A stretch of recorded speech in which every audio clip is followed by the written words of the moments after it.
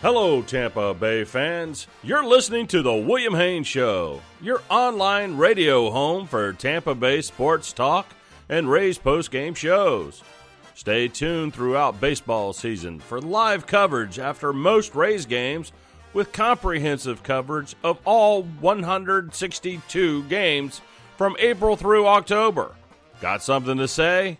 We'd love to hear it. Give us a call, internationally toll-free.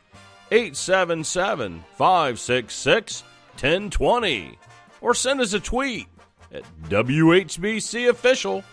Don't go anywhere. Tonight's program will be starting in just a couple of minutes.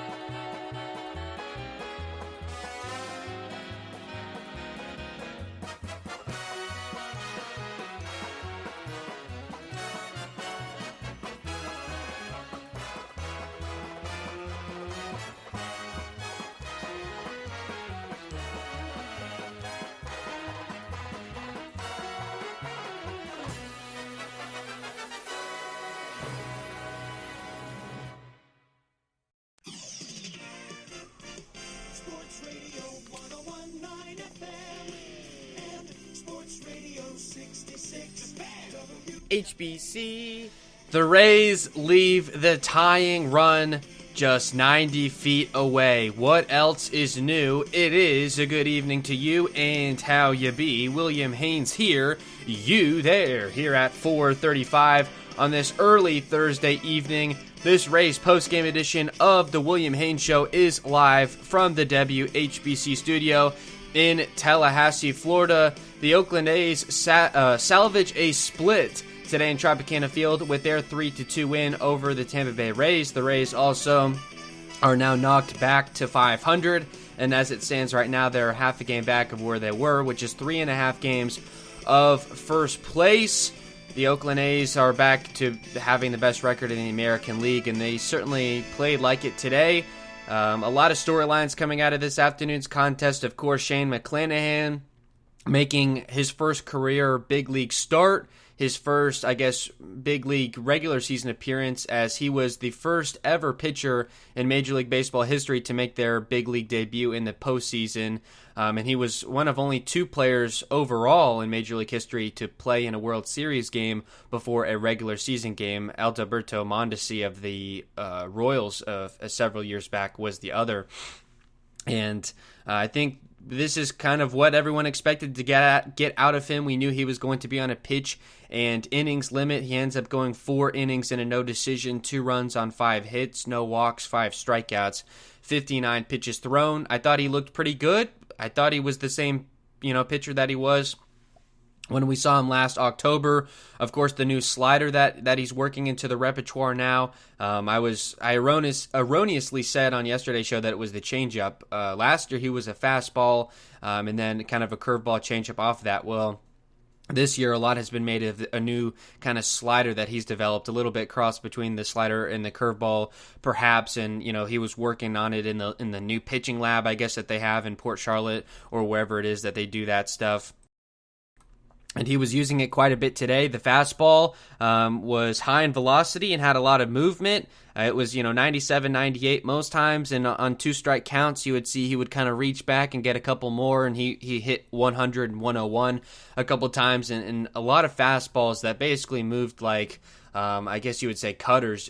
But they just had so much late movement on them. And it was really hard for Oakland A's hitters to square him up. He did run into a couple of issues. I mean, he allowed a home run to Matt Chapman, and there was a couple times, multiple hits, where I think both on 2 strike counts were in his windup. He would kind of stop, midway through, and you could tell he was trying to lean back and maybe get a couple more miles an hour on the fastball, but it wasn't worth it in the end because it was a tell to the hitters who already probably were choking up with 2 strikes that the fastball was coming, and the control, which was an issue for him coming out of college, it was the reason why he slid down all the way to the end of the first round of the draft. Speaking of the draft, of course, the NFL draft later this evening, but for McClanahan, no walks, which is good. So that's usually what you think of when you mention control is okay. Is he not in the strike zone? Well, it wasn't that. It was just that you could tell some of those fastballs weren't necessarily placed perhaps where he intended them to be. I just think way too much stuff over the middle. That's where the home run to Matt Chapman came from. So there's still a lot to be kind of desired in his game. Maybe not a lot, but at least a little bit.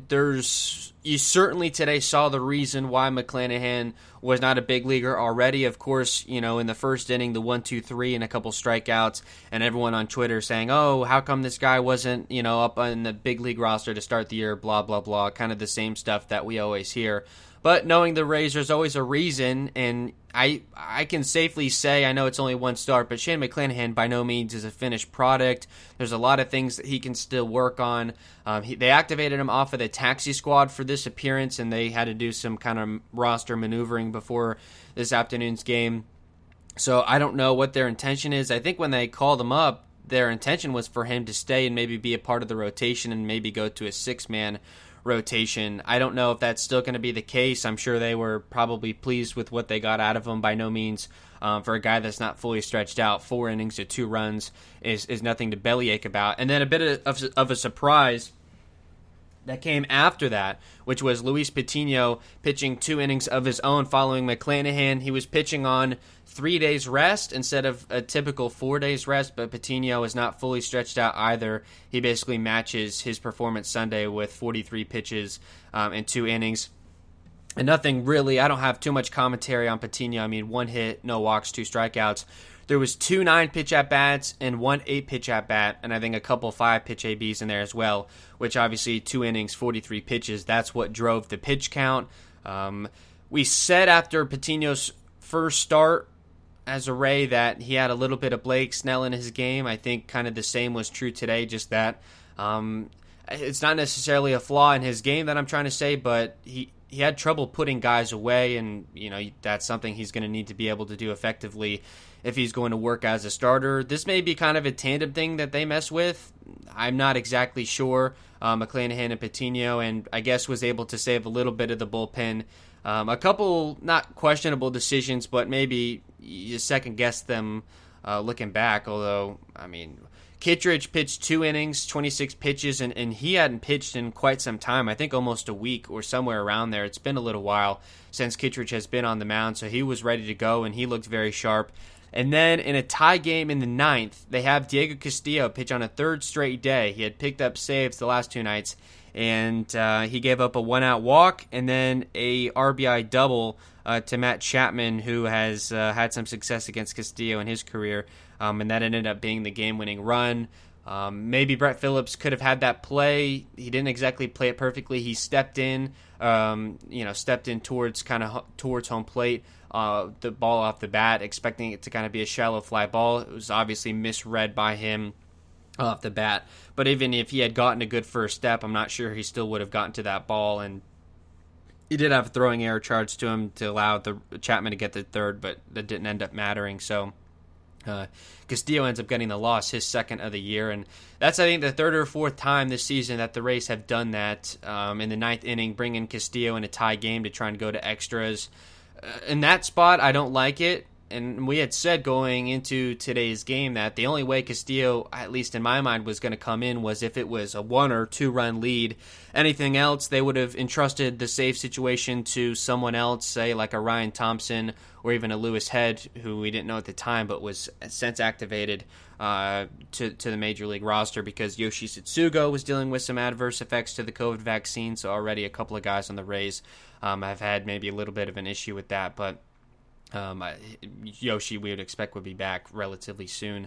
Castillo only missed a day, but I don't get that decision.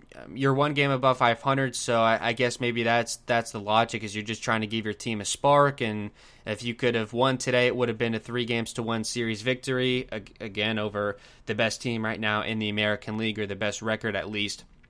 And so obviously they fall short in that regard. I think the story, and the reason I don't lead with it, is just because how many times do we want to go through this again? 0 for 6 with runners in scoring position, and they leave a total of 8 men on the base path over the course of the afternoon. Since Friday, I believe, they are in a stretch where they are 2 of, I think, 43, 2 of their last 43 with runners in scoring position, which is probably an all-time bad stretch where they just can't really manage much of anything. They had at least one runner on second or third in each of the first 3 innings and only come across with 1 run over those first 3. Brandon Lau with a solo shot in the 5th inning to tie the game at 2 apiece. And again, we mentioned yesterday, it seems like all those home runs come with no one on base, which really hurts. I wish, with men on second and third, I wish we could get one of those darn home runs then, but that's not the way it was going to be. And then after that, they really didn't have much of anything. They had a couple threats late. I mean, a leadoff walk and a stolen base for Phillips. And then the next 3 hitters, and Kiermaier, Lau, and Arozarena, by the way, are retired. That was probably their best chance to take the lead in the late innings. They go down 1-2-3 in the 8th. And then in the 9th inning, with 2 outs, the 9-hitter up, 2 strikes against Phillips as well, and he's able to hit a single to get on. A wild pitch gets him to second, and a kind of a gutsy play by him. He steals third because I guess the A's weren't really, they didn't care if he stole or not the way that they were shifted. So they got 90, the tying run in the 9th, 90 feet away with 2 outs, and your leadoff hitter up, and I obviously, in retrospect, even more so, but you don't like that decision to have Kiermaier hit leadoff, and of course he ended up, I guess, having the most consequential at-bat in the game in an afternoon where he goes 0 for 4 with 2 strikeouts, and he strikes out looking. I'm sure maybe some of you would potentially contest that call.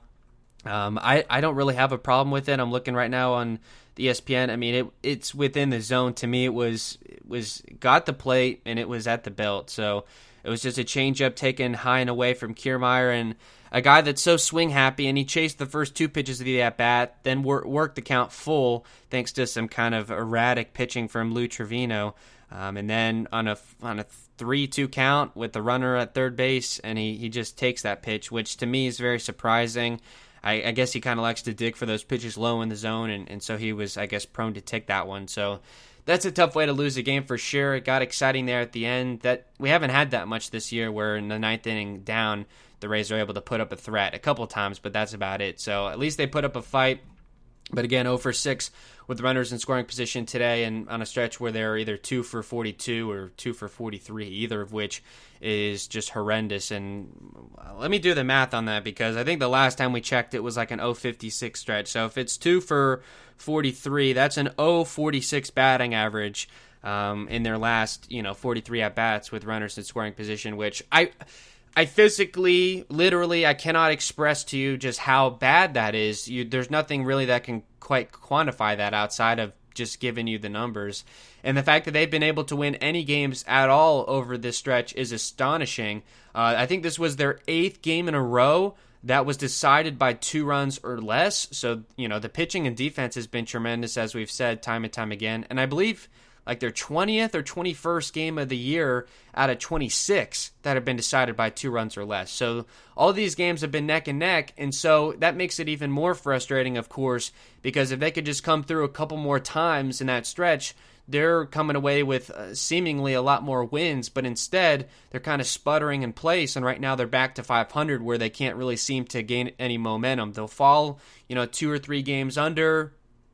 Then they'll go on a little bit of a winning streak to get back to 500, maybe get a game or 2 above, and then you'll just see it go back and forth from there. They've not really been able to establish any kind of dominance, any kind of rhythm from game to game, which is incredibly frustrating. And I think the reason for the frustration is mainly because of the expectations that we had, that all of us had, for this team going into the season. And I've been very negative over the last couple of days. I kind of want to go in the opposite direction, be a little bit more positive. It is a very long season.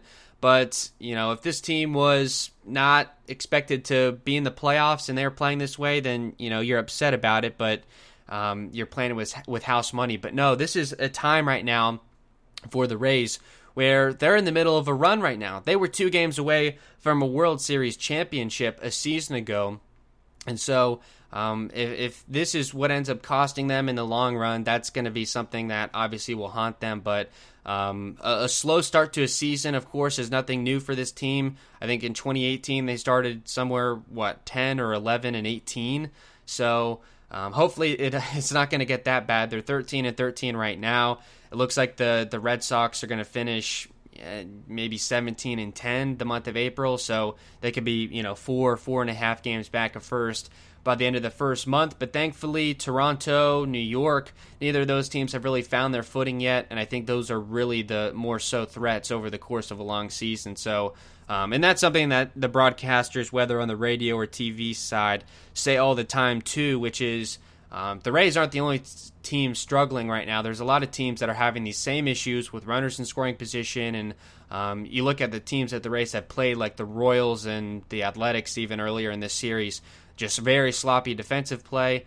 What I would say to that is, that's exactly the point, is if the Rays play like everyone else, they don't compete. Where they make the difference is by succeeding in areas where no one else is, at times where no one else is. And so if they're just going to be like every other team off to a slow start, well, when every other team in the course of the summer hits their stride and the Rays are still not able to score more than 2 or 3 runs in a game, well, you're in a position where you're going to find yourself potentially out of a playoff spot, and who knows really how this division ends up shaking out. But you take maybe a step back and a deep breath. We got a call right now, so we're actually going to go to the phones. And we have Seth calling from Los Angeles. Seth, you're on the William Haynes Show. Good afternoon to you, sir.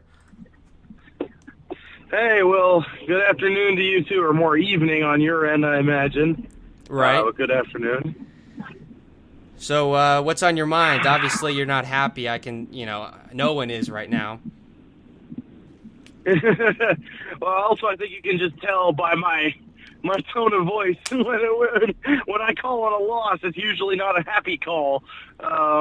Usually more of a rant call. But I will say, a lot of good in this game. A lot of good. McClanahan looked amazing. Wonderful. 2 runs in 4 innings pitched is not bad. I can absolutely accept that, especially one of them was off, one of the best hitters in the game. I can accept that. McClanahan looked great. Patino looked very poised, even though he was really experiencing some adversity. He was getting some really, really tough at-bats against him, which, that's just kind of happens when you have, a lot of lefties on the team like the A's do, and then a lot of really good righties. But he was looking really poised and really good, even though he was, in a bit of a high-pressure situation. Certainly that was great. Kittredge looked great. The whole pitching staff looked pretty excellent up until Castillo. And, right. Lau hit a home run, so maybe, he's hit 4 now, and every time he hits one, we're like, oh, is that going to break the slump? Probably not, but, we can dream, I hope. And Meadows got a couple decent hits, so, yeah, cool, great. But then there's the bad, which is that the offense continues to do absolutely nothing, and that Castillo is clearly being abused like Boxer from Animal Farm to the point where he, can't function. He's getting killed. He's getting absolutely massacred out here because he's tired. He's tired, and he's throwing bad pitches, and he's being abused by Cash because Cash has no choice.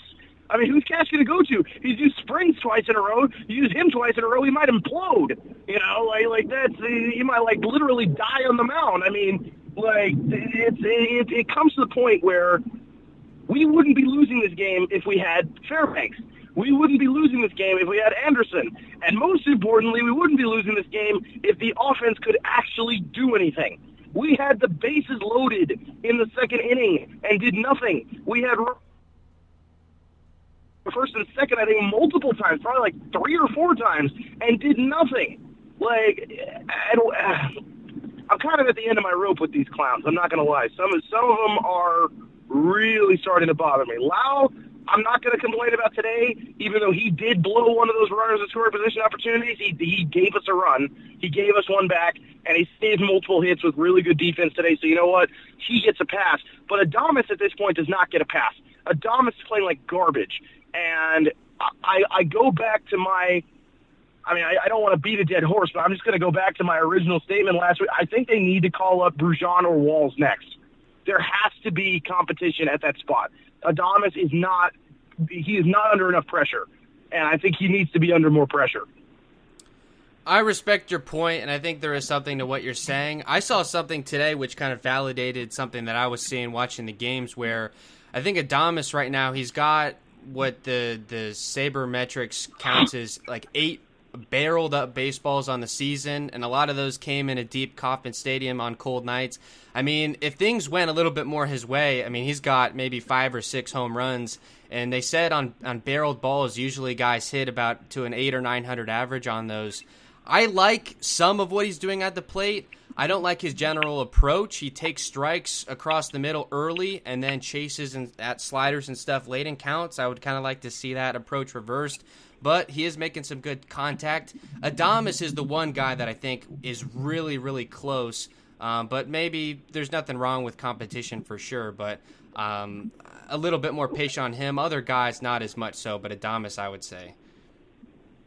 Well, that was the thing. See, that's what you just touched on there is the thing I have an issue with. Barrel percentage is all well and good. It's a wonderful stat. It's such a great thing. It's all well and good.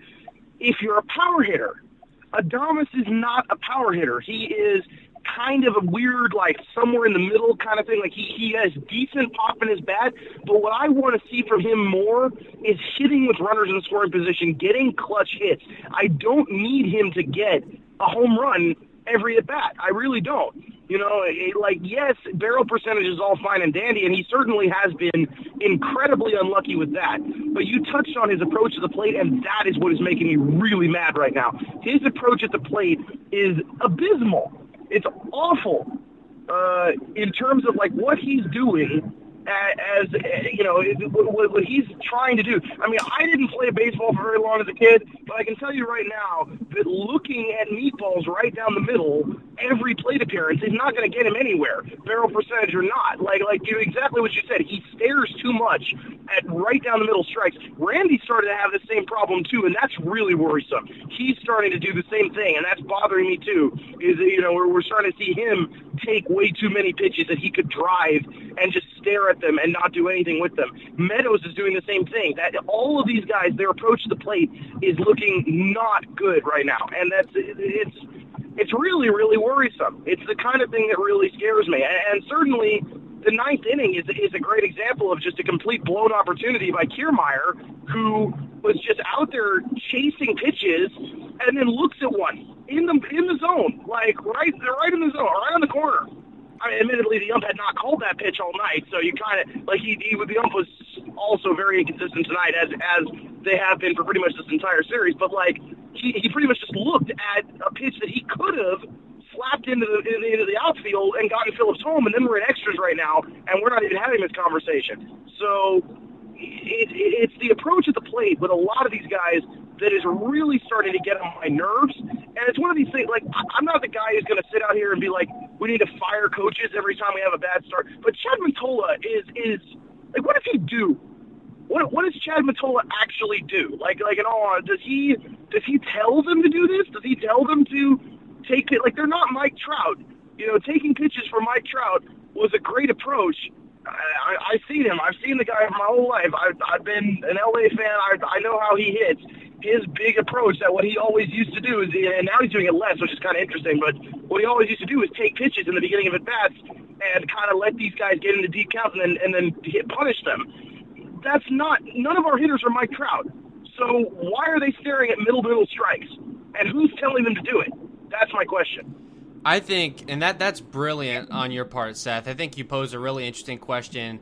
The first thing that comes to my mind hearing you say that is maybe that's an organizational decision that was made from the top down, of course, with the sabermetrics and all that because they're not able to afford the greatest hitters, they got to work with what they have. If maybe their goal is just to see as many pitches as possible, and that's the end goal, and that's how they think they're going to score runs. But I'm exactly with you as well, and this is where it's so easy for the fans to get frustrated with the entire team, is you're seeing 7 or 8 guys on a given day all working terrible at bats and all making the same mistake, which is they're taking pitches that are hittable early in counts and they're down, 0-1 or 0-2 with the blink of an eye, and you're not going to be able to string anything together playing like that.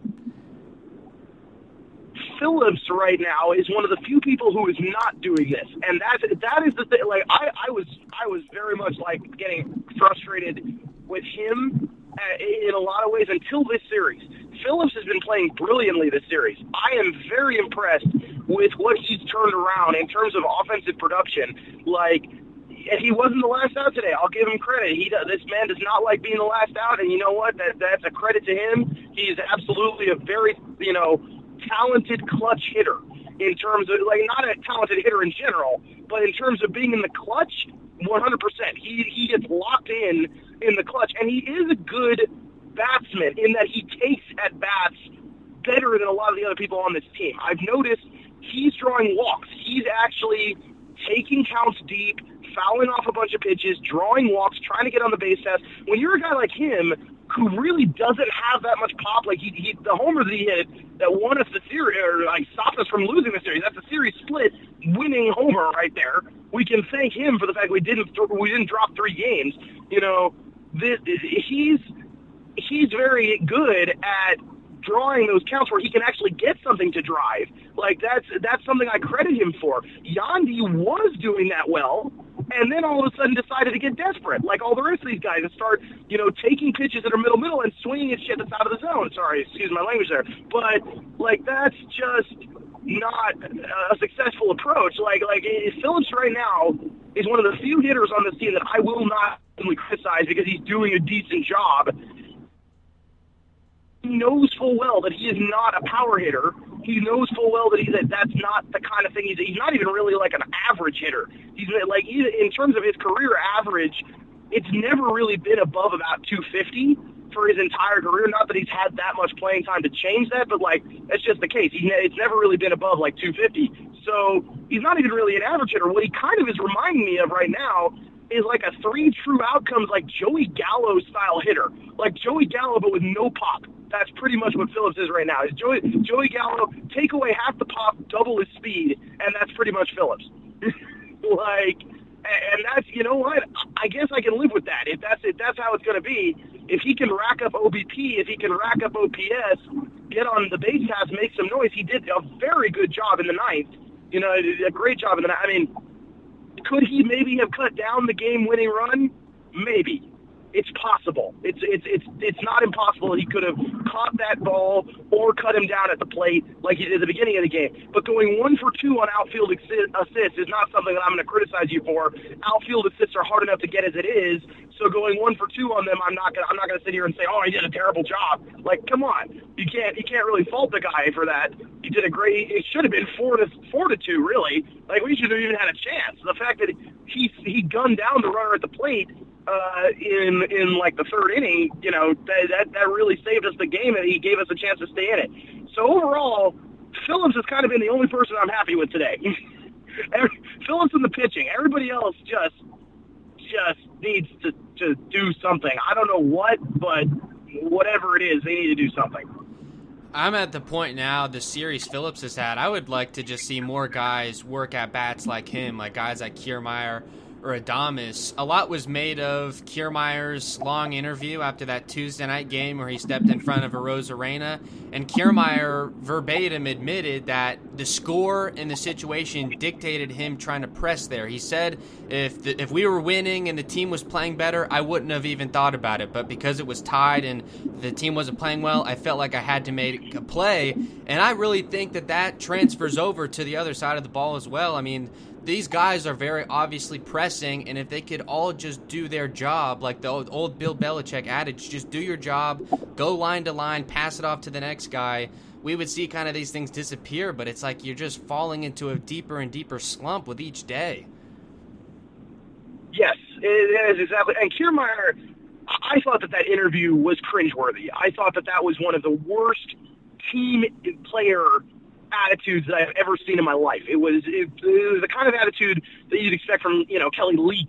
Like, it's not, and much has been made, like the comparison of that. And that's just, it was kind of a really pathetic interview from him that I was not a fan of. And Randy was really mad at him, it seemed, in the moment, and deservedly so. He even admitted that Randy should have been angry with him, even in the midst of all his blowhard, talk about how he's got the best arm in baseball. Which, by the way, be freaking ass, dude. Like, I'm sorry, you do not have the best arm in baseball. Love you to death, KK, but you don't. That's just not true. There are other people in this league. I mean, heck, Lourdes Gurriel Jr. gunned us down multiple times from left field, and you're going to sit here talking about how you got the best arm in baseball? I mean, I don't know what any of that was about. But, yeah, I agree with you 100%. If he was doing his job on offense, he wouldn't have to overextend himself on defense. It's like, it's really just kind of a matter of these guys need to get their act together. It's come to the point where we're seeing just winnable games slip away. We had so many opportunities in this game. You can't blame the umps for this one. Certainly, you could blame the umps for 3 different losses that we've had. You could blame them for Boston. That ball off the Green Monster, that was not an out. That was what's his name? The guy who's the outfielder, Franchi Cordero, pulled a fast one on the umps, got away with it. Terrible replay review, just awful. That wasn't an out. The blown strike call in the final game at Kauffman Stadium that cost us a 2-run triple, that totally doesn't happen. That whole, 4-run swing that we had doesn't happen. And certainly that game in Toronto, or not in Toronto, but like with Toronto at the Trop, where we had that absolutely horrific plate umpire who blew like 5 or 6 calls in a single inning in a 1-run game, which resulted in a loss. Yeah, sure, you can blame all those things on the umps, and you can blame those losses on other factors maybe, and it might be justifiable to do so. But right now, the core issue here is that we are losing winnable games not because of umpiring, but because of terrible offense.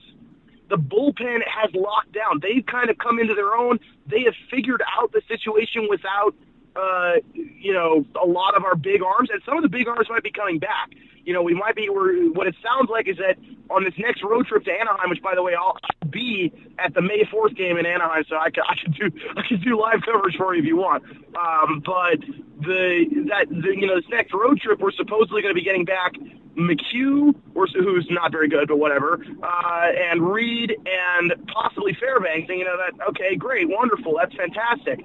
But until the offense does something to help them coming back might win us a couple more games, but in the long run, is that really going to save us? I don't think so. You're right, and I think the positive spin on that same point that you just made is that if the pitching and defense continues to play well, I think over the course of the next 5 months of the season, the offense will kind of find the law of averages, and it'll kind of go back to the mean. And at that point, I mean, this is a winning team. If they could be better than 2 for 43 since Friday with runners in scoring position, this would be a legit team. So, I mean, they're close. Oh, my God. That's horrific. That's really the stat? That's the real number? 2 for their last 43 with runners in scoring position, yes. Oh, my God. That is absolutely abysmal. I mean, yeah, like I said, maybe I'm a bit too Hollywood, maybe I'm a bit too LA attitude. If I'm Neander, I'm taking Mottola into my office and I'm saying, you need to fix this or you're done. You're out. Like, you need to fix this right now.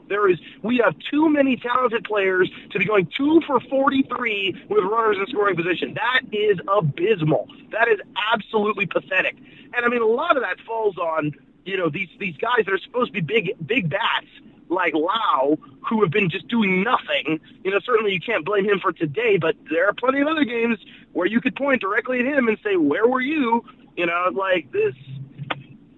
Yeah, it's like I said, maybe I'm expecting too much. Maybe I'm too, big market attitude because I've been raised a Dodgers fan my whole life, and that's the kind of thing that I think about. But you know what?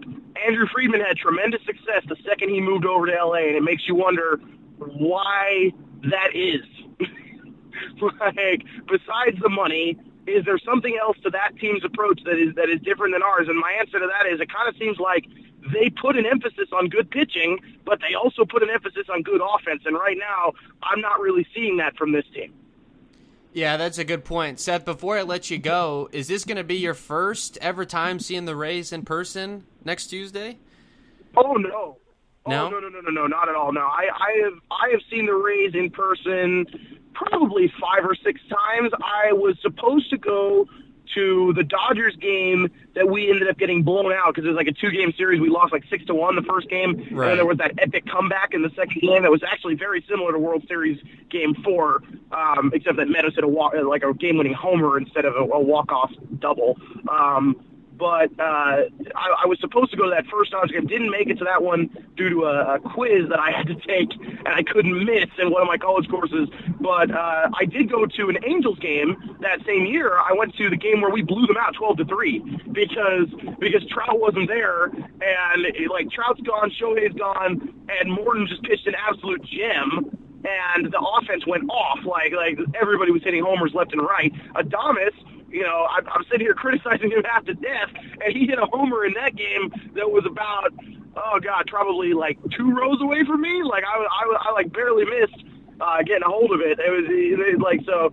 I was actually on TV. I was on MLB TV very, very briefly because of that homer. I've seen a few Rays games. Most of the ones that I've been to, though, were in kind of the distant past, like in games that I convinced my dad to get Angels tickets. My uncle used to have season tickets. So I would go to.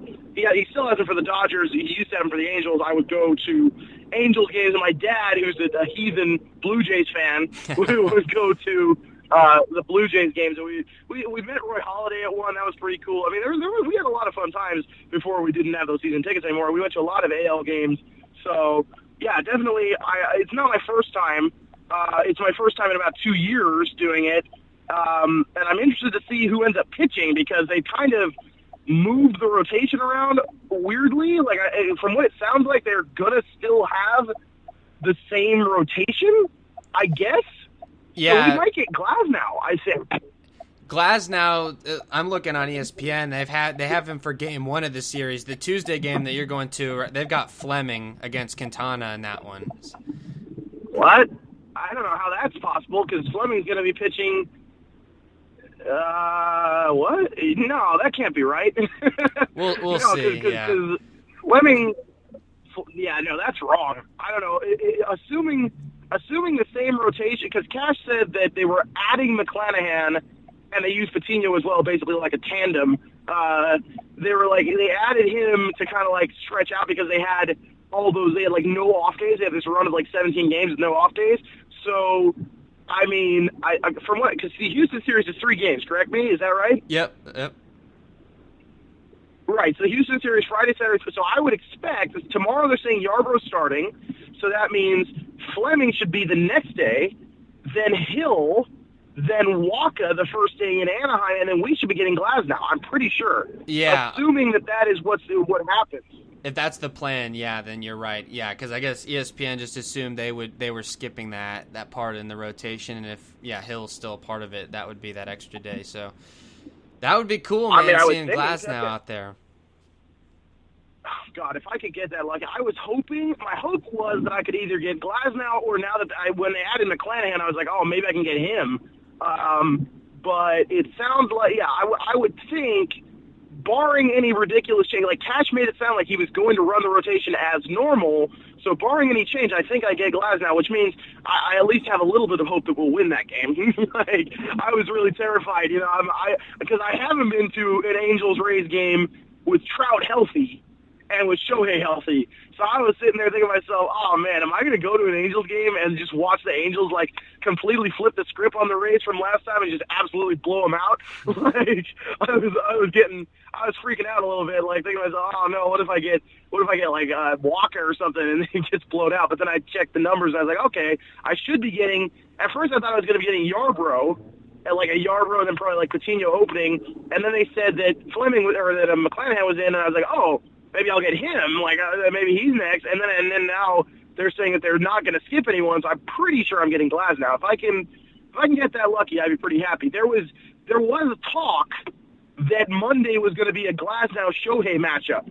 Before the McClanahan ad, that was the thing, is that people were saying is it was going to be Glasnow-Shohei, which would have been absolutely tremendous to even watch on TV. Like I would have loved to see that, just like from like an illegal stream. But I'm happy seeing Glasnow in person if that's how it works out. Yeah, certainly, and I hope the Rays put on a good show for you and that it'll be a good game when you're out there. Definitely enjoy it. Seth, thank you again for the time today, and have a good night, my friend. Of course, you do as well, my friend. Have a good one, and hopefully we win tomorrow against the trash cans. Absolutely. Appreciate it. All right, see you later. All right, and that was Seth in Los Angeles. Seth, thank you for giving us a call here tonight, and appreciate your thoughts, as always, on the Rays. At this point, at 5:13 on the East Coast, we're going to take a short break. When we come back, we will continue our discussion of tonight's 3-2 loss to the A's, everything that you need to know, and then preview tomorrow's game against the Astros. And we won't be on the air after today for maybe about a week, so maybe preview out through the long run as well. So be back in a couple minutes. Don't go anywhere.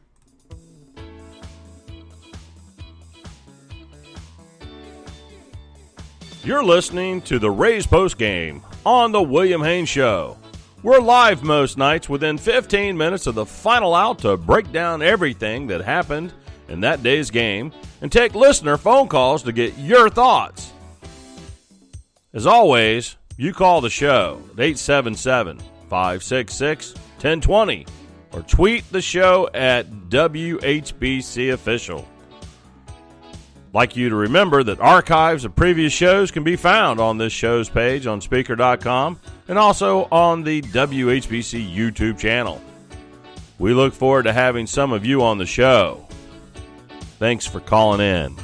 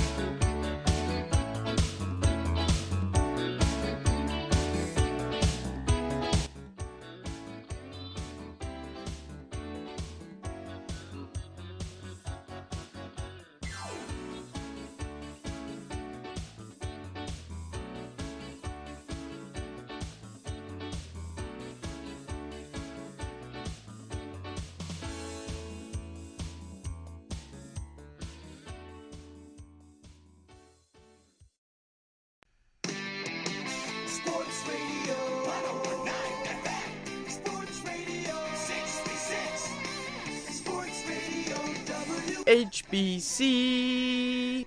And at 5:16, we return on this Rays post-game edition of the William Haynes Show. Number to call to show 877-566-1020. Continue along the lines of today's 3-2 loss at the hands of the Oakland Athletics. So without further ado, the A's with their win improved to 16-10, which is good for the best record in the American League, and they dropped the Rays back to 500 at 13-13 after 26 games played. In 3 hours and 4 minutes, and in front of a paid attendance on this Thursday afternoon of 3,737. It was the victorious A's with 3 runs on 7 hits, no errors, and for Tampa Bay, 2 runs on just 5 hits and 1 error for them. That was the throw home by Brett Phillips to try and throw out the go-ahead run, which he was not able to, and it allowed Chapman off of the double to advance to third, but he didn't end up coming across to score for the insurance run either way, so not a consequential error. Getting the win, A's reliever Jake Diekman in his 1-inning scoreless, and then the save is 4th of the year, Lou Trevino, who I believe got a save earlier in the series, if I'm not mistaken, I think in Game 1. And getting the loss, his 2nd of the year, Diego Castillo, he pitched the 9th, came into a tied game and allowed that go-ahead run, which was to Jed Lowry. He's now 0-2 on the year, And I have to say that I would probably agree with Seth's point that he's just being overused right now. I don't think he was pitching bad. I thought he still looked relatively sharp, but there's no question that he's being overused right now. I thought that even if the Rays were winning 3-2 in the ninth, I don't know that they would have used him for sure, because obviously that's like a guaranteed, closer spot. But with him pitching on back-to-back nights, you want to be careful with how you manage him, not just because it's still early in the season, but because you've already had multiple high-leverage guys go down to kind of the same thing, potentially overuse. Talking about Nick Anderson and Pete Fairbanks and, the middle relievers, of course, with Mazza and McHugh and all those characters. So a lot of injuries already to the pitching staff. You would think that would lean Cash towards being more conservative to preserve the guys that he still does have, but we use the term questionable bullpen move or a head scratcher. We are seeing one of those about every night where there's one move that he makes that just doesn't quite make particular sense, and for this one particular, usually with Cash, what we question is, we want him to be more aggressive. We want him to leave the starter in longer, or we want him to use the best reliever in said spot. But for whatever reason, now what we're seeing from him is he's just using the high leverage guys in like seemingly every moment that he can possibly get them into the game. And Kevin Cash is a very everything he does is very intentional. He does things with conviction. It's nothing he does is really off the whim. It's very calculated. So to say that Kevin Cash is pressing as a manager, I think would be wrong. I think that maybe he's being more aggressive than he would be because he knows that he needs wins right now, and being 500 or maybe a little bit below possibly, because the schedule is definitely not getting any easier. Being under 500 by the end of April is definitely not ideal for the defending American League champs and a team that had their eyes on potentially another AL East crown, and obviously going further than that if possible. So that's maybe the reasoning behind that, and then we'll talk about McClanahan and Patino a little bit more in depth later. So I want to talk about the hitting and the lineup first. Defense first in the outfield from left to right. It was Randy Arozarena in left, Kiermaier in center, Brett Phillips in right field, and then in the infield from third to first. At third base, it was Joey Wendell. At shortstop, Willie Adames. Brandon Lau played second. At first base was Mike Brasso. Francisco Mejia did the catching, and Austin Meadows was the DH. So they played another right-handed starter.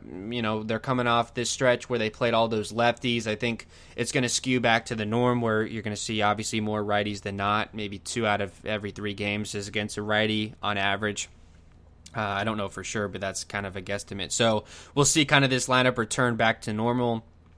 And obviously more of the everyday guys getting into the lineup. I think we mentioned this earlier, but for Yoshi Tsutsugo, they were definitely intending to start him today, and that's what we predicted. But he was put on the COVID-related IL with side effects to the COVID-19 vaccine, which I assume he must have received recently. They said that he was dealing with the symptoms last night, which was interesting because last night he went 0 for 3 with 3 strikeouts at the plate, and it was funny because I mentioned it just didn't look right, even for him who has had his fair share of struggles. Even for him, it looked a little off. So I said, let's not jump to conclusions. Let's give this a little bit of time, and lo and behold, he probably was just not feeling very great physically, and he was not up to playing at all today. So I guess it's a good thing that if he's not up to play, obviously don't play him. And so they slot Mike Brasso in at first. I think everything else pretty much went as chalk. Francisco Mejia caught, which again, they're on the every other day split, or the 1-2 kind of. Zunino one day, Mejia the next, then back to Zunino, so on and so forth. Kiermaier in center, Lau back at second base. Again, the names that I just read off, all the everyday players playing at the positions that they are pretty much playing every day, except maybe Brasso at first base and potentially Phillips in right field. But because and they didn't, I suspected they would DH maybe Yandy Diaz to get him in the order, But instead, they just keep him on the bench, and so they can use the DH on Meadows, which allows them basically to have 4 outfielders in the lineup. So that's, I guess, my explanation of that lineup. And then the way that the hitting was ordered, Kevin Kiermaier led off for the second time this year and second time in the series.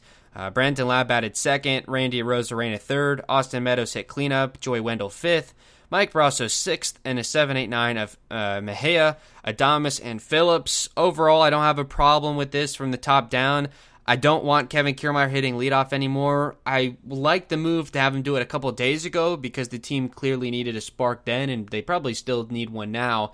And in that game, I think on Tuesday, he hit the leadoff triple on the first pitch that he saw. So for a leadoff hitter to do that, I like that.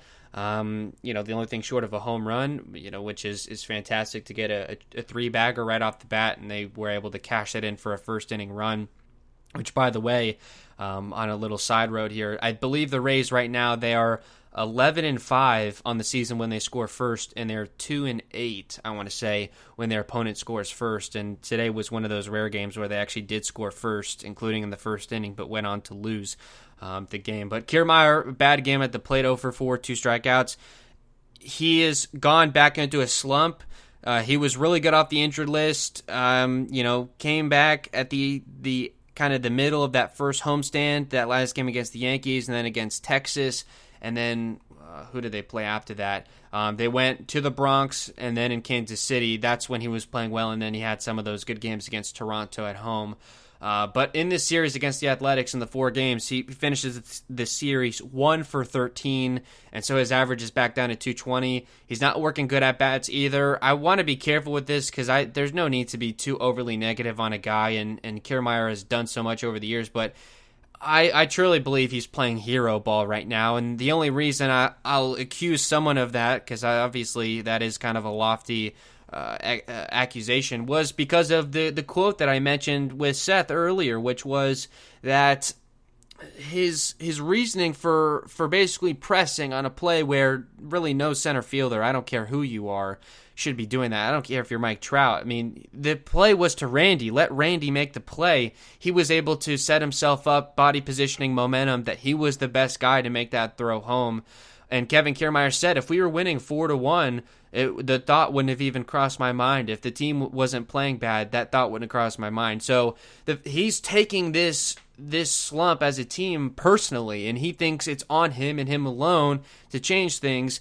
And to have that guy hit leadoff when he's obviously pressing, to me, is not good. Just put him at the 7 or 8 spot and be done with it.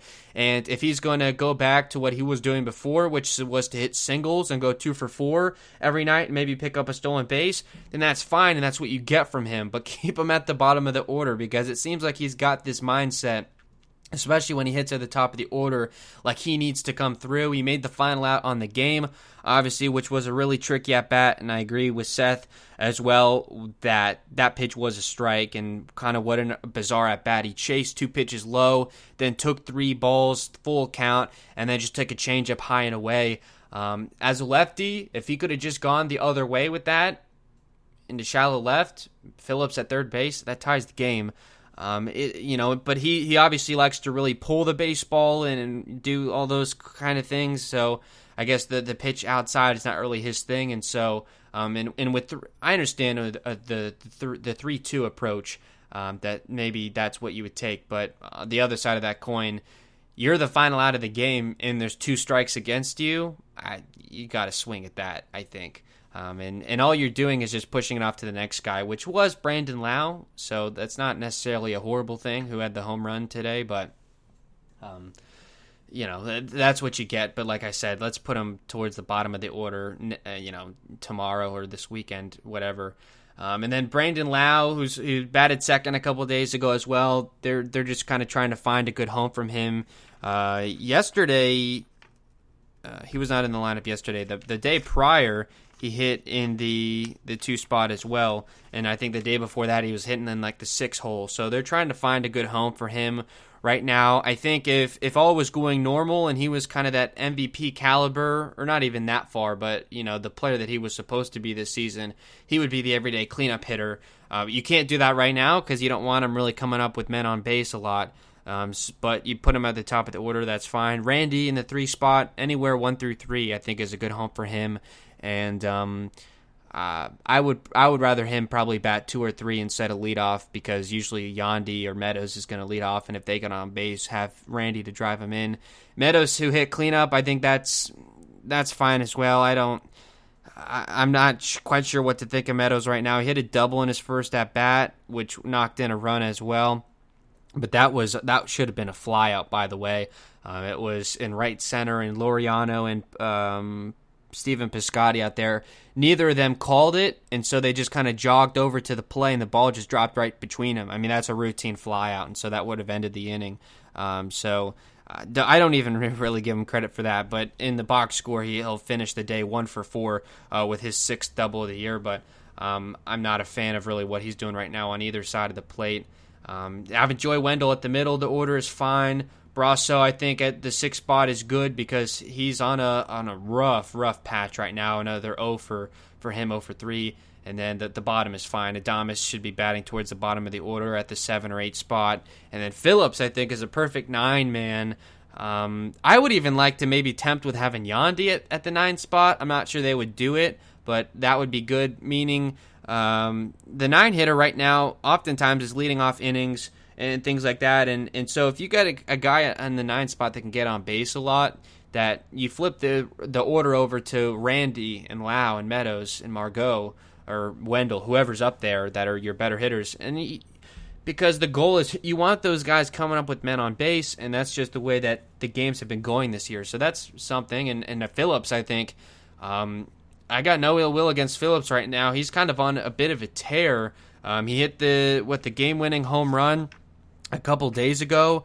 Yesterday he goes 1 for 2 with a double and a walk, and then here tonight he goes 1 for 2 with 2 walks. So he reached base 3 of his 4 plate appearances, and I don't think it's really changing his approach. He's still kind of swinging willy-nilly at stuff, but sometimes it just goes your way. But working the walks would lead you to believe, today that maybe that's turning around a little bit. So that's my thoughts on the order. We'll go one by one here quickly, and because we're running a little bit long on time already. But Kiermaier in the leadoff spot, 0 for 4, no walks, 2 strikeouts, and average down to 220. Again, he's 1 for 13 on the series, at 264 on base, and a 280 slugging. So really a bad slash line right now. He's not walking, and he's not hitting for extra bases. So he's singling and striking out a lot. That's pretty much his game. Struck out to start the game in what was kind of a tricky at-bat against Chris Bassett, who, by the way, another good start for the A's. And let me just say this as well. The struggles offensively for the Rays, yes, there are things they can do better, but also let's take a minute and take a deep breath and give credit to who they faced. They have faced some pretty good starters here as of late. In this series alone, they had to see, going back to Game 1, and even you go back to the Blue Jays series, the Royals series, they've been seeing good starters. So you go on a stretch where Sunday you have to see Hyun-Jin Ryu, then Sean Manaea, then Frankie Montas, Cole Irvin, who pitched well, and then Chris Bassett here tonight, who was the A's opening day starter. So there are things you can do, get to the starter early, but if you don't do that, which they didn't really do, I believe, they're going to be able to pitch a good game, and Bassett went 6 here this afternoon. And Kiermaier's leadoff at-bat fouled off the first 2 pitches, then took 2 fastballs, and then swung through a fastball high and away. So I guess you would say kind of foreshadowing for what would be the final out of the ball game here tonight. Then in the second inning, with men on first and second and 0-2 count against him, he got kind of lucky. He got hit by a pitch, which loaded the bases. So that's, not really on him, but I took it, I guess.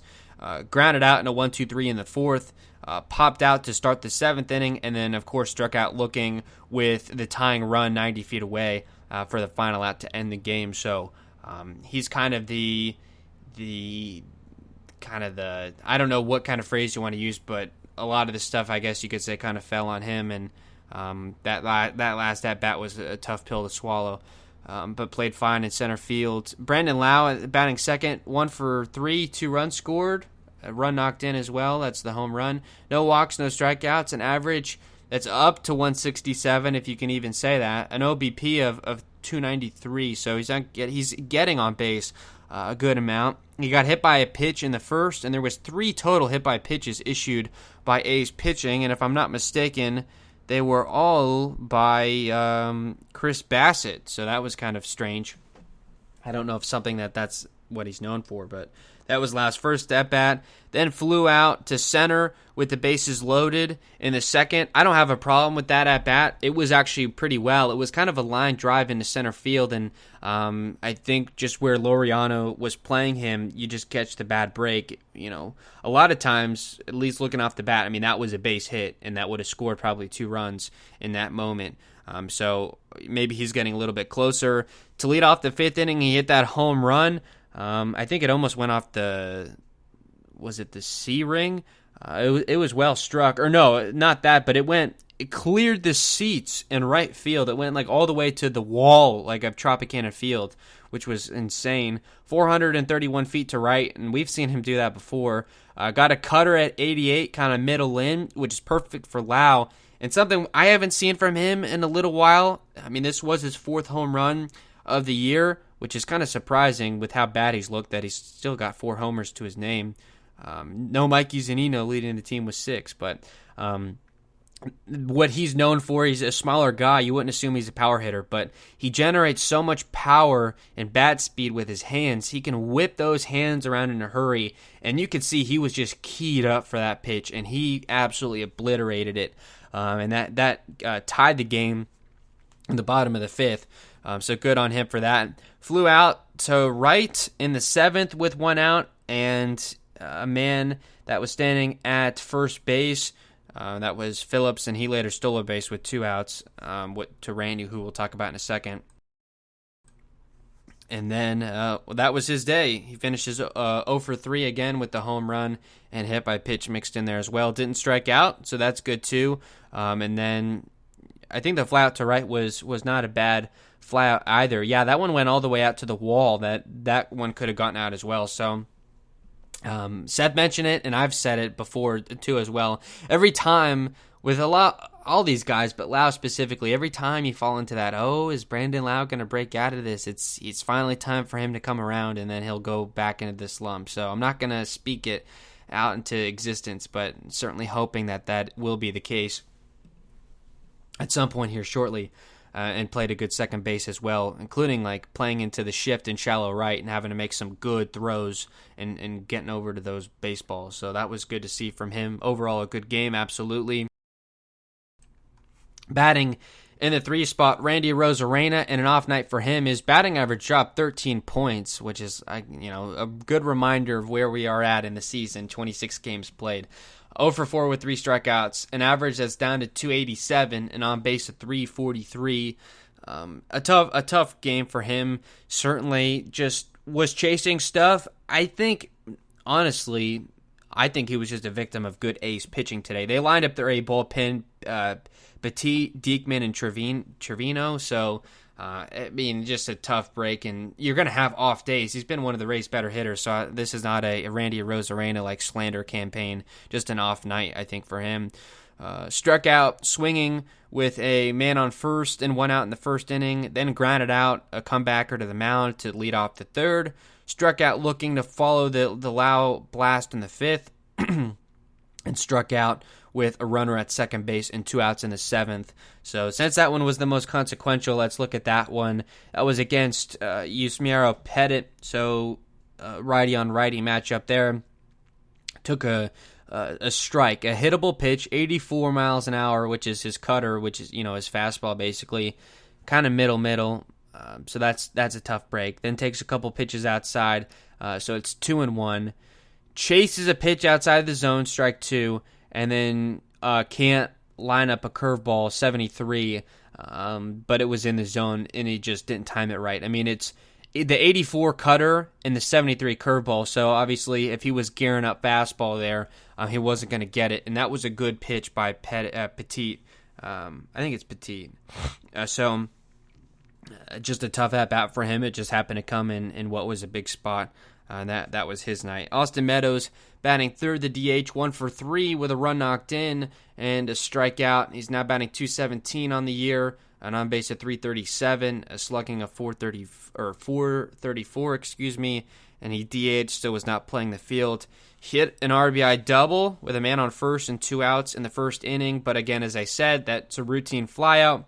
That was a misplay for the A's. Somehow gets a double out of it. I wouldn't have probably scored a double, but I guess that's just how it goes. He did get a 6th double of the year on that hit, and it scored the game's first run. Flew out to right to start for the second out of the third. Struck out swinging in the 5th with 1 out, no men on, and then flew out to center to start the 8th. So he was getting some flyouts there as well mixed in. So was putting the ball in play more times than not. But by no means am I thinking that he's coming out of the slump that he's been in to start the year. I don't know. It seems like the only pitch he can do damage on is down and in, and smart pitchers don't throw that to him, and he can't really hit anything else this year. So that's my thoughts on him. And he'd actually, that flat in the 8th, that was Margot pinch hitting for Meadows. So Meadows just with the 3 at-bats, and Margot flying out to center to start the 8th inning. Batting in the 5 spot, Joey Wendell. Wendell goes 1 for 3 tonight. His average is back up to .316 and on base at .345. A tough break in the first. A line out to the best third baseman maybe in baseball, or the second best in Matt Chapman.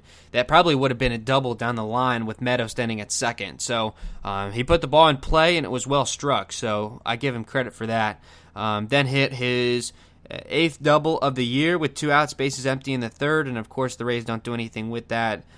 Grounds out to end the 5th with no men on and 2 outs, and then was pinch hit for by Yandy Diaz in the 8th, who struck out looking, and kind of a tough look for him, but I don't think he's necessarily a good pinch hit type, although you think he would be, Yandy Diaz, with just the good batting eye, but just tough for him. And a good game for Wendell, honestly. I mean, multiple chances for extra bases, and one of them he converted. So he fell into a little bit of a slump, but I think sense has come out of it. And facing his former team, the first team that he played with was with the Oakland A's. So good to see him get a little bit of playing time against them. And it seems like he made a lot of buddies over there on the other Bay Area. Batting in the 6th spot, Mike Brasso. And by the way, Wendell, a good third base. Mike Brasso, one of the first times we've seen him start at first. I thought he played pretty well over there. Better than, say, maybe Yoshi, and maybe even better than Yandy, too. I just think he's a little bit more nimble, and I don't know. He moves a little bit better over there, I think. Grounded out to second base to start the 2nd. Got hit by a pitch with a man on 2nd and 2 outs in the 3rd. Grounded out to start the 6th, and then flew out for the final out of a 1-2-3 in the 8th. So he's been having a tough go at the plate lately, and I don't know. He didn't start the year very well. Didn't get a lot of playing time, and then he did get some playing time and really came on strong. And then he's hitting cleanup against lefties, and he's batting third, all that stuff, and he's put up some offers, 0 for 3, 0 for 4.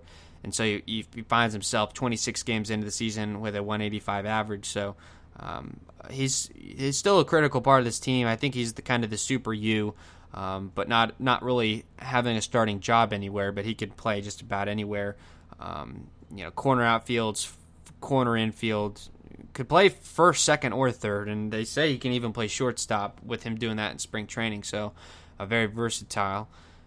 Would just like the bat to come on a little bit more, but he has been clutch hitter. I mean, are you kidding me?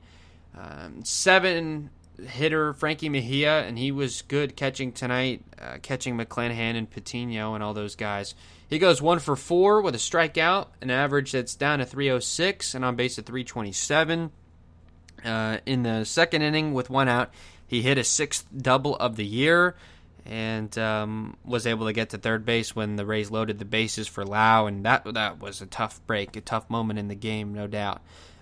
Struck out with men at first and 2nd, and 2 outs in the 3rd. So let's see just what that pitch was. He had a 2-1 count against Bassett, fouled off a fastball, middle, fouled off that same pitch again, and then on a 2-2 count, chased the fastball high there for strike 3. So tough, just couldn't barrel up a couple of good pitches to hit there. So that was kind of that story.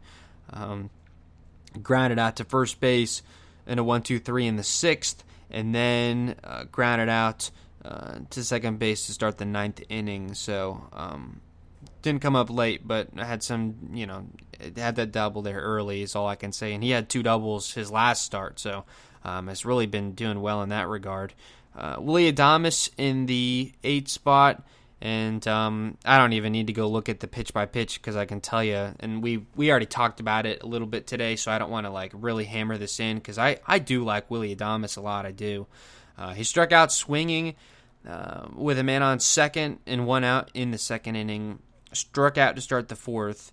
Struck out in a 1-2-3 in the 6th, and those were all swinging, by the way, and then grounded out to the first baseman for the 2nd out of the 9th inning. So a tough game at the plate for him, and really what we've seen all season and years past as well. I would love to see him just change his approach because pitchers, I guess, have just found a really easy scouting report against him, which is to throw him strikes over the plate early because he takes pitches, and then when he's, throw him 2 fastballs, he's down 0-2, and then maybe he'll take a pitch outside, but then on 1 and 2, you can get him to chase pretty easily. Maybe that's because he's been having trouble making contact off of fastballs, but I don't even know if that's the case because, as we mentioned, he's had 8 or 9 barreled up baseballs, and like I said, typically the average player, I suppose, has an 800 average, a batting average on barreled up baseballs, and so he's not converted any of those, I believe, for hits, and a lot of those would have been for home runs too. Those fastballs kind of low in the zone, he's been really good at making good contact off of those, but just coming up short a lot. But also to the point Seth had made earlier, that's not necessary for him. The 8-hitter and a good defender, I don't need that pop, that home run power. I would just like to see singles, kind of like the Kiermaier approach that we've seen from times with him, and I guess he doesn't want to stick with. So his average is down to 165, which, looking at that, is really bad. And on base is 205, which is almost makes it look worse. He doesn't really ever walk, or at least that's how it appears. So he's played a terrific shortstop. I'm a bit more patient with him than other guys. Wander Franco, September 1st may be too early to call him up. And by the way, let's just say about Franco, it's been announced that he's going to start the season at AAA Durham. So in 2019, he played a half a season at high A ball. So I guess they're counting his 2020 at the alternate site as his quote-unquote AA season because he's skipping Montgomery entirely and going straight to Durham next week to start the season. So typically that path is, at the end of the season, he'll be a big league call-up, and I would imagine September 1st because you can expand the roster and they'll give him a chance to play in the final month of the season, but that they're going to bring him up next month or something just to, I guess, put Adames on the hot seat. To me, that's not really necessary, and I brought up the point is if you really want to cut bait with Adames, which I would be hesitant on doing, you can just play Joey at shortstop until someone's ready. You've also got Taylor Wallace, who's apparently a polished defender, so the shortstop position is going to be a topic of conversation for this team, especially if Adames continues to struggle at the plate like he has. So it's in his control. It's in his power to change the narrative, and it's going to take a change of approach at the plate to do that. But like Seth was saying, that might be in Chad Mottola. There may be an organizational decision that they want to see pitches. That's kind of the Moneyball approach. That's where on-base percentage comes from. The on-base percentage is correlative to pitches seen per at-bat. But in today's MLB, I would disagree with that sentiment because pitchers learn that that's what you're doing, and they'll just throw get-me-over strikes early in counts because I don't care if you're taking pitches on 0-2. I just want you to get on base. So taking strikes does you no good, at least in my opinion. But it seems, at least to me, that that's kind of the direction they've decided to go in, which is kind of a that's a bigger picture conversation to have, and just something I suppose to keep in mind as the season goes along. Batting in the 9th spot, and we can't say enough good things about him right now. Brett Phillips, and played good in right field, I guess you would say. That last play in the 9th was frustrating, I guess, to watch. Finished 1-2 on the afternoon with 2 walks and a strikeout. So got on base 3 times in 4 plate appearances. He finished with 2 stolen bases as well, where he had not found a lot of success, had been caught stealing, but had some success on the base path today, which is, I think, where a lot of his value comes from as well. His average is up to 212 and on base at 357, so he is finding first base quite a bit, about 36% of the time, and if he can steal bases, that's what I think all the value of the 9-hitter comes from. Looking for a comparison for him, I've kind of been struggling. The mind goes to Dan Johnson, of course, with the clutch hits, but he's a Malik Smith type right now, a very speedy center fielder, a guy that can play the corners, but is a weapon to steal bases and is just incredibly quick feet, and just very energetic, all that stuff as well. Always has, very much like Malik's, always with a smile on the face, which I think is always a good quality to have. I don't care what you say. So I'm a fan of Phillips' work right now, and I would like to see him continue. It's not a change of approach for him. It's just whether or not he's making contact, because he's swinging at just about everything. So that's kind of interesting. And so I guess it's not really it's not going to matter what he does. He's going to be playing the same no matter what. It's just the pitching that he's seeing. So on the pitching side as well, and we've touched on this already, McClanahan getting the start, his first career start, his major league regular season debut. Of course, he made his big league debut in the playoffs last year, played in the ALDS, ALCS, and World Series. So, this is a cakewalk for him, presumably. He had all his family there, his coach at USF there. Just a quick lesson on him. In 2018, he was a late first-round pick of the Rays, was expected to go high in the first round, potentially the number 1 overall pick in the draft, but his final season at USF kind of struggled with control with his pitches, and so his stock kind of fell, and that's become a belief among the scouting world, is that you can't teach a guy control. Either he knows how to do it and he can do it, or he can't. That to me seems like an issue that could potentially arise, although that was not the case today in sense of strike throwing.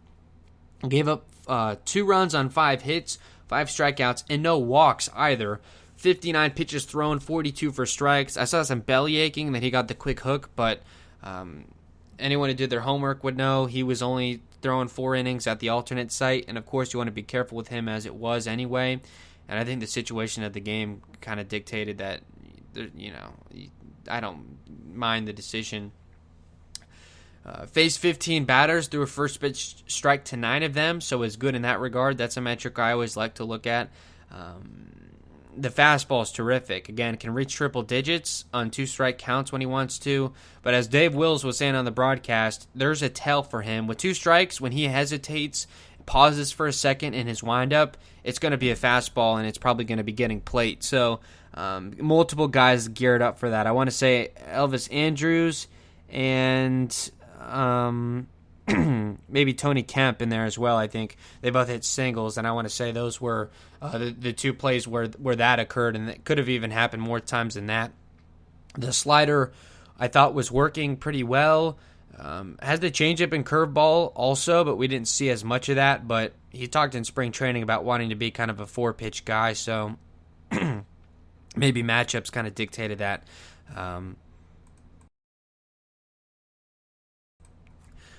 Overall, a good kind of start for him, and it looks like maybe they want him to be a part of this team moving forward. I don't know what becomes of the rotation. Presumably someone, if not 2 guys, are going to have to get booted out. If they want to have McClanahan and Patino up here right now, maybe Walker and Hill would be the first to go, and then don't forget Chris Archer's coming back into the rotation at some point, although it's going to take a while to get him built up. So by season's end, we could be talking Glasnow, McClanahan, Patino, Archer, and, maybe Waka or, Fleming as your fifth. And that would be, to me, a terrific rotation.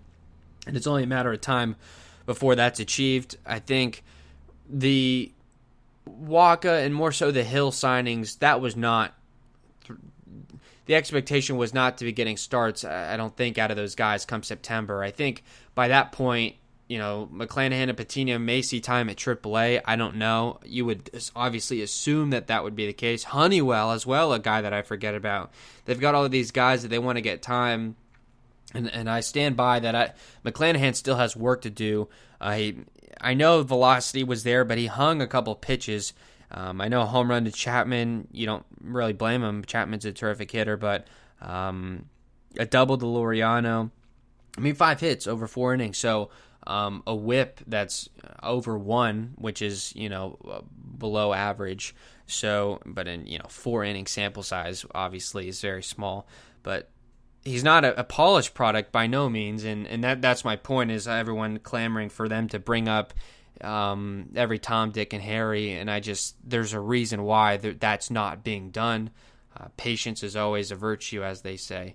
And then Patino, like I said, I know I'm just kind of reverberating what I've already said, but a little bit of Blake Snell in his game early just cannot put guys away.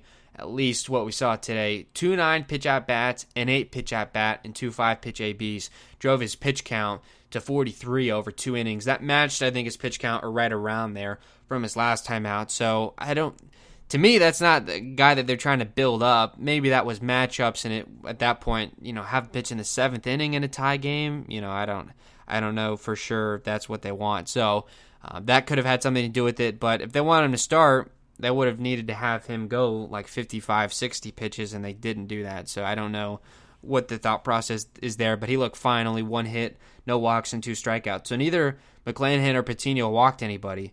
Ray's pitching only issued 1 walk all day, and it ended up being the winning run. So, lo and behold, you only walk 1 over 9 innings, and it ends up being the winning run. That is just a tough break. And by the way, the Rays hitting 12 strikeouts, 2 walks. That's always a good statistic to look at as to how guys are taking at bats. But I think the A's pitching, they had a good starter in their A bullpen, and so that, and for a team that's 16-10, that's not going to be an easy task.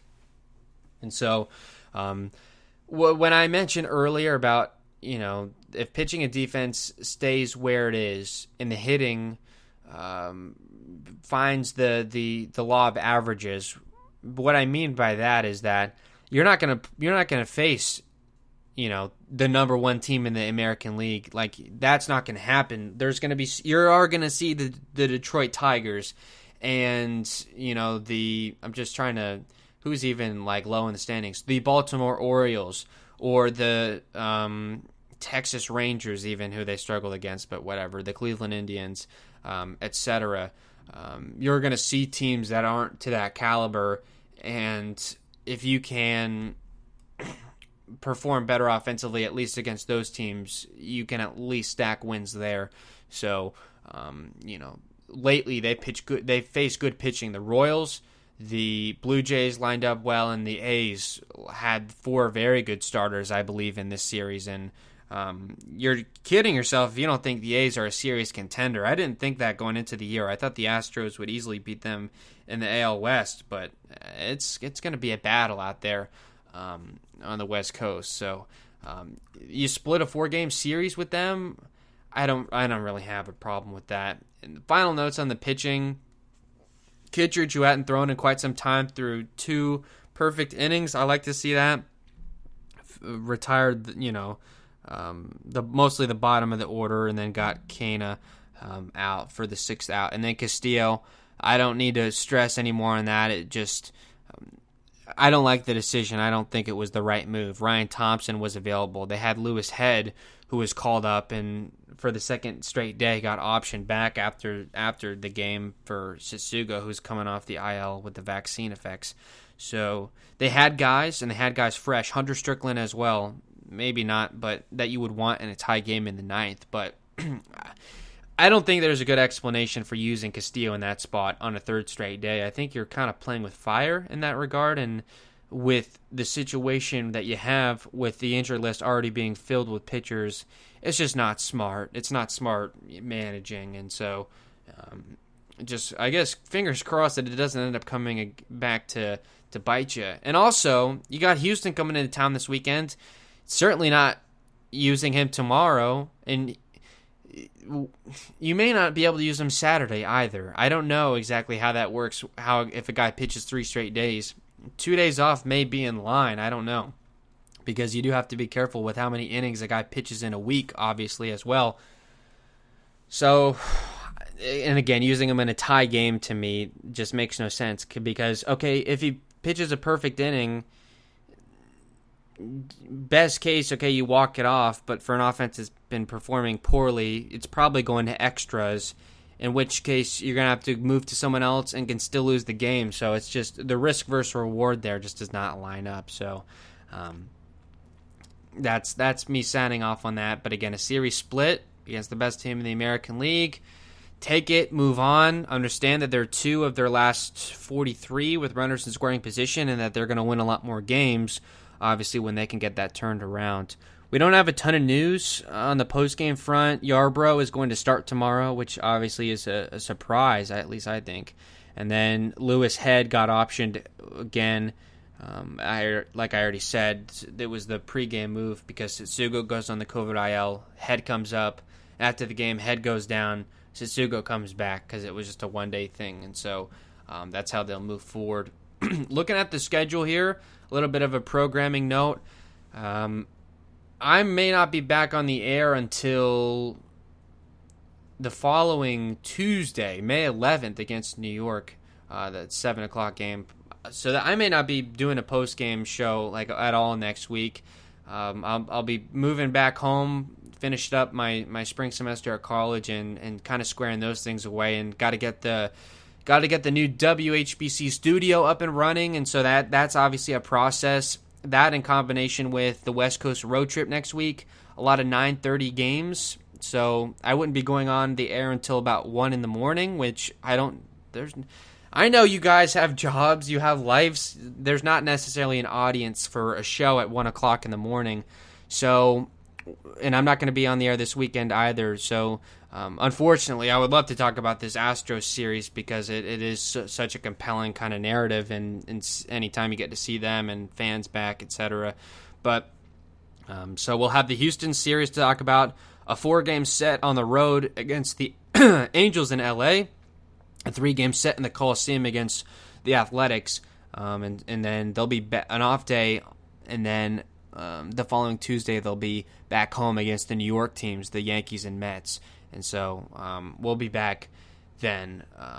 That's what I'd imagine. I could be back earlier. Definitely follow WHBC Official on Twitter, and make sure you follow this page on Spreaker.com where you're listening, because you get the show straight from there when I go live. So if I'm on like next Saturday or something by surprise, then you'll know. But with all the West Coast stuff, I'm thinking May 11th. Circle that on your calendar. The return of the William Haynes Show. We'll be on a bit of a short hiatus. I hate to leave you guys, but I think it may be in a maybe subconscious way, or however you want to say it, that might be for the best, because I think we could be poised for, to put it lightly, a frustrating week. West Coast road trips are always odd.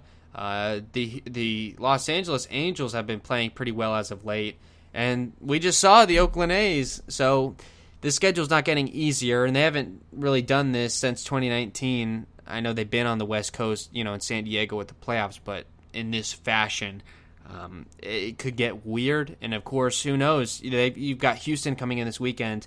They are 8-0-1 in series against the Astros since 2008, which to me is, that's incredible. We've had their number in the regular season, and of course, won the ALCS, the American League pennant, against them in 7 games a season ago. So obviously that rematch is very compelling. On Saturday, or rather tomorrow at 7:10, Yarbrough and McCullers Jr. Saturday at 4, Rich Hill and Jose Urquidy.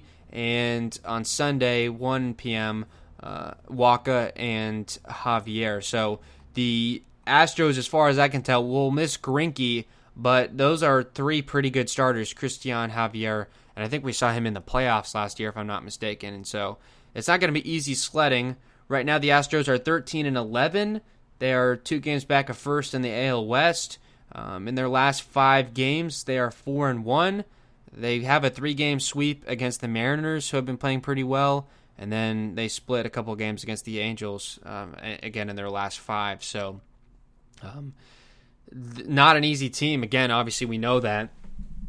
I believe everyone's healthy. You know, Altuve, Bregman, Gurriel. They brought back Brantley. I know Springer's gone to the Blue Jays now. On the injured list, they've got Yordan Alvarez, and then some arms are down, but no one, I mean, they have some bullpen arms that are down, absolutely, but no one that's like jumping out at you. Not really any, I mean, I'm looking at their numbers. It's just not really anything crazy. Their strikeout and walk numbers are kind of in line with the Rays. They're batting as a team about 30 points higher at 258 compared to the Rays, who are batting 230 as a team, but what does that really tell you? Tomorrow's game we'll preview. For the Astros, the 27-year-old right-hander Lance McCullers Jr., of course, he grew up in Tampa, so that's, you know, always the story when we play him. He is 1-1 on the season with a .458 earned run average. His last time out against the Angels, 6 innings of work, 2 runs on 3 hits, 2 walks, 5 strikeouts. He threw 106 pitches. In 19 2/3, he's given up only 1 home run. He has walked 11, struck out 21. So walk and hit numbers are even. 11 hits, 11 walks. So he will give you the free base there on occasion. And, of course, I would be remiss if I didn't mention his 2 games against the Rays in the ALCS a season ago.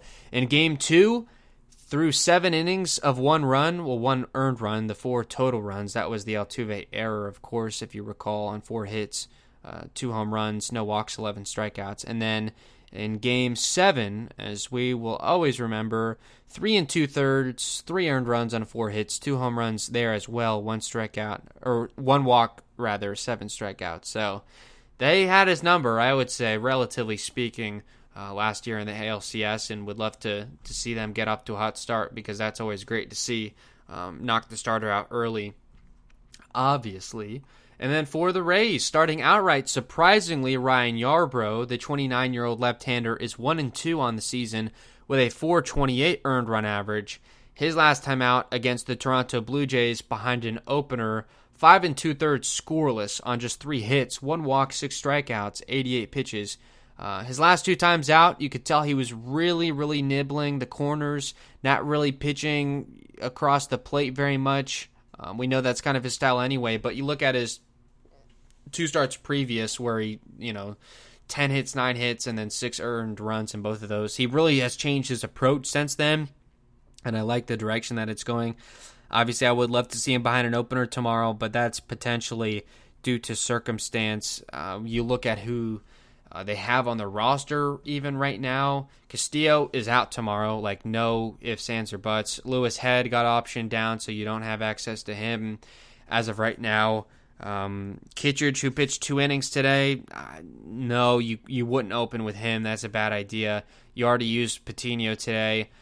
Trevor Richards would be available, but he's not to open. Jeffrey Springs, Hunter Strickland, Thompson. So they have guys, but none of those really jump off the page as opener type. So they're going to roll the dice with Yarbrough starting outright, which he obviously has not been as good. I mean, his entire career as a Ray has been much better behind the opener compared to as a starter. But they're going to have to line things up. I imagine he'll probably go 5 innings tomorrow, and then you line the bullpen up from there. I mean, maybe Richards gives you another 1 inning. Strickland for 1, Thompson for 1, and maybe Springs for 1. So that gets you your 4 other innings. So, but they'll obviously match it up. Springs could go multiple innings, as could Strickland at this point as well, if they didn't want to go with Richards, which I imagine they may not, to have him available over the weekend. So that's how I see things potentially shaking out. And then right now, the matchups for the Angels series, it'll be Glasnow, Ohtani. now they've got an unknown against Quintana, but that would be, I think, Fleming, who we said no, they're going to shift things around. Yarbrough and Cobb, the former Ray, and then Rich Hill and Heaney. So the A's not known for having good starting pitching. That would be cool. Not for the team, obviously, but it would be cool to see Ohtani maybe. And then in Oakland, who knows how accurate this is, but Waka and Minaya, Glasnow and Montas, and Fleming and Cole Irvin. So guys that we're familiar with. So that's going to be next week. So the weekend series against the Astros, the 1:10 game on Sunday, they've got a game the next day at 9:30 Eastern in LA. And so they're playing all 7 games in all 7 days next week at LA Angels and at Oakland. They'll get the off day on that Monday, and then they'll return home against the Yankees. So again, I will not be on the air probably until May 11th, so I look forward to hearing from you guys then. Definitely worked out tonight. I'm a big football fan, NFL football.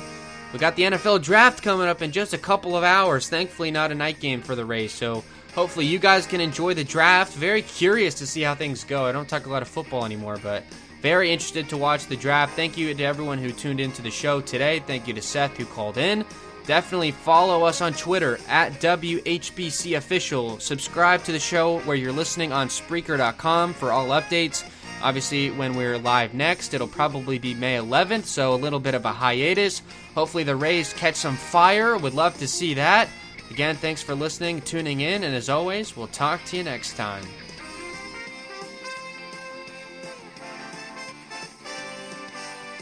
Sports Radio 101.9 FM and Sports Radio 66.